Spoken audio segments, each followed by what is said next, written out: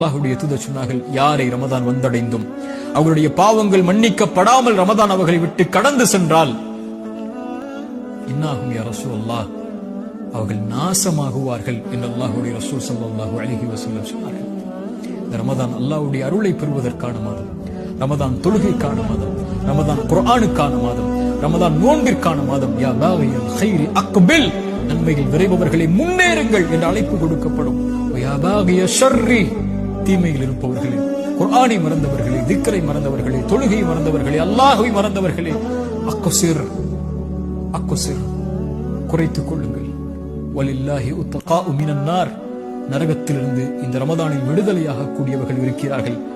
ரசூலுல்லாஹ் சொன்னார்கள், ஒவ்வொரு இரவிலும் சுப்ஹானல்லாஹ் ரமதானை பயன்படுத்துங்கள், கண்ணியத்தோடு ரமதானை கழியுங்கள், அதிகம் நன்மைகளை செய்யுங்கள், அதிகம் வணக்க வழிபாடுகளில், குர்ஆனில், திக்ரில் நன்மைகளை செய்வதில், எந்த நன்மையாக இருந்தாலும் அதை செய்வதற்கு